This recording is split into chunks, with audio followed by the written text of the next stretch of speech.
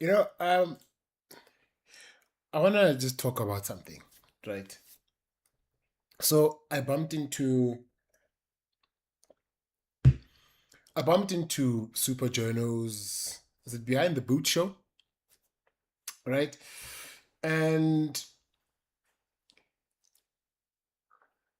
he's interviewing Dane and talking about Dane coaching career, how things are going coaching wise. You touch on his successes and so on and so forth, right? So as you watched yesterday, I don't know if everyone watched, and this one is about to see that Spurs is about to get relegated, right? When I'm watching the game, and then the graphic pops up in the corner of where the table is, where the current standings are in the league, and while that's happening, I'm thinking to myself, I thought Spurs was 3 points away, right? From six, it's who goes down 17, 18, 19. I thought they were 3 points away from was West Ham that was 17th, right? Come to find out they are 1 point away. I'm just like, wait, what? With the game in hand that time, right? So obviously, as we know, they lost yesterday 3-1. They got smacked sharp, right? And we all expect, well, the odds are increasing for Spurs to be relegated, which would be insane. With that naturally comes a thing of, okay, what happened to Spurs that they're at this point, right?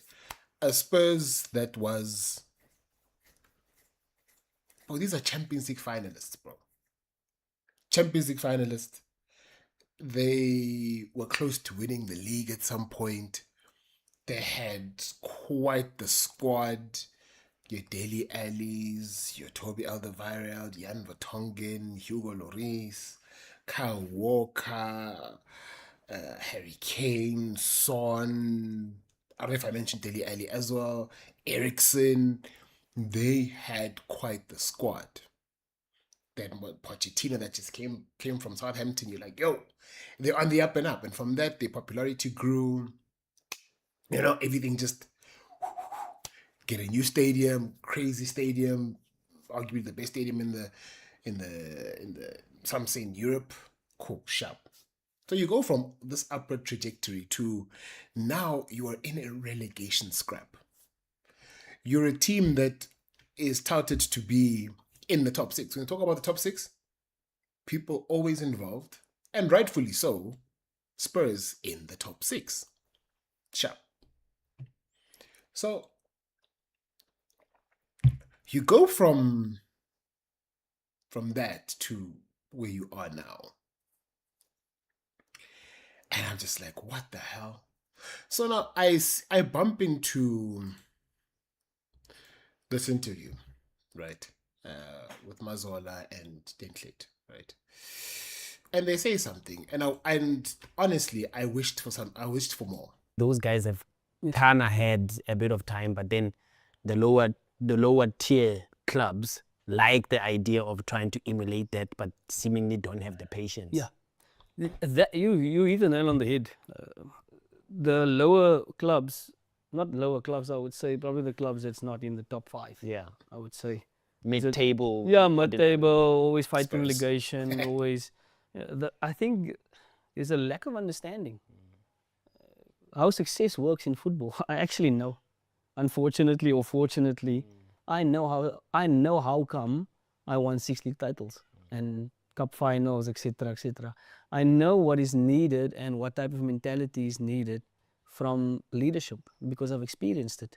Now, when you come into an environment and you see, but the way things are done here is actually not how success works. So now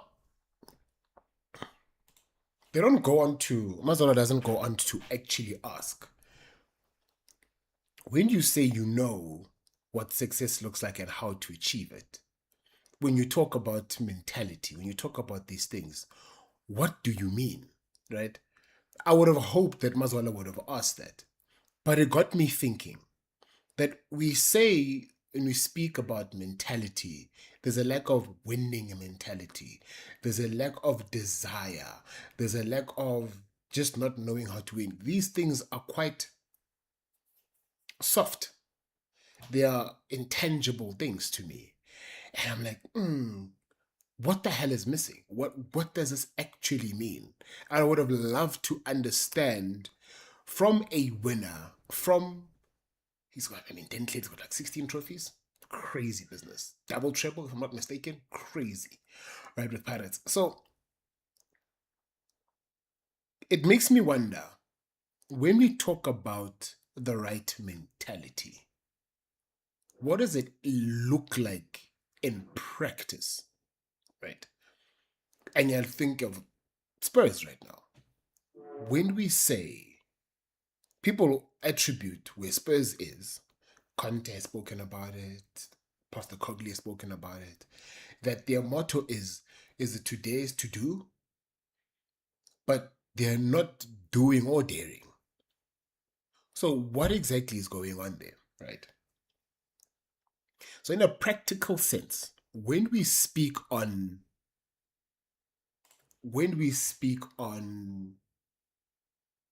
a winning mentality, what they should do, my mind goes to the first thing is transfers, right?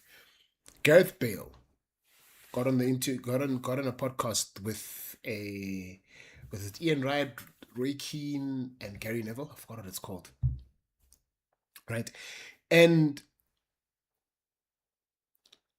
he speaks about the lack of investment of players at Spurs, right? That Spurs is not willing to, and hasn't shown the will to take that money and literally go outbid somebody and pay the wages they asked for. Because a £40 million player in 2026 is not the same thing as a £40 million player in 2016, right? Wages are astronomical now. He even mentions that, like himself, what Spurs used to do was get the younger guys and watch them move up in the world, right? And hopefully that they can be that talent that takes them to the next level. And that hasn't been the case. I'm thinking to myself, like right now, Archie Gray looks quite the talent. They bought Jet Spence. You just go, Jet Spence. Right? They even let go of Brennan Johnson right now. And you thought Brennan Johnson could be that young one. So these young players saying to yourself, okay, I'm going to skip out on doling out 80, 90, 100 on players, right? And get younger ones and hopefully you can progress forward. That doesn't work, seemingly. Doesn't seem to work. Right? But even if, I also think to myself, even if Spurs was going to spend 200 bar, right? 200, who would want to go to Spurs? Is it an attractive destination for anybody, right? Is it? Is that something to consider? And we can say today's to do, right? That these guys have not did and have not done. And this is just murmurings from managers, like I said previously, that these people don't actually want to win. They don't actually want to win, right? We talk about investment, and Spurs, in order to keep up, to be that guy, they invested heavily into their stadium. Huge stadium. Incredible stadium. Right? Isn't that daring? Isn't that doing? But I think that's daring and doing from a fiscal standpoint, right? From a brand standpoint, right? But from a fan's perspective, the fans, we just want to see players that we can get behind, players that are talented, that will come on the pitch and perform, because at the end of the day, that is the most important thing. The players coming through and performing. Because at the end of the day, all in all, everything said, what is important is ensuring that your lifeblood, what keeps you successful, what keeps you competitive, what keeps you in the league is the performance on the pitch.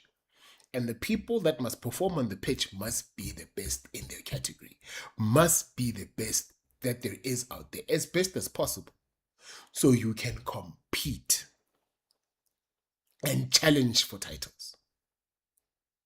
Has Spurs done that? Seemingly no. I look at their squad now. Granted, they've got a bunch of injuries. Granted, bro. Losing Kulusevski, Madison, Kudus, crazy. I mean, even buying a Kudus is a big one, right? Big one.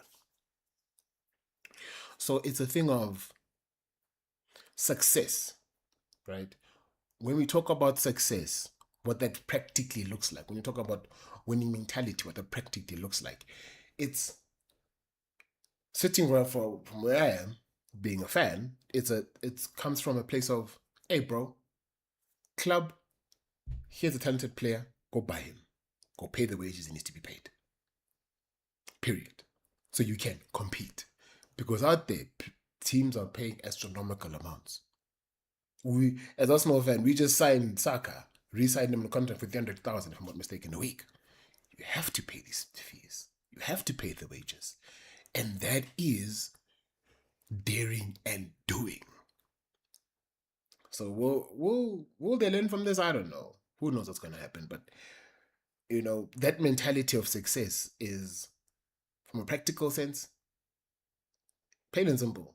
Money. Bring that money in and get the players necessary so that they can perform, so that you as a club can then compete. Because at the end of the day, like I said again, the only thing that matters there is the most important thing, the core of it, is players getting on the pitch, being organized by a top level coach, and they get results.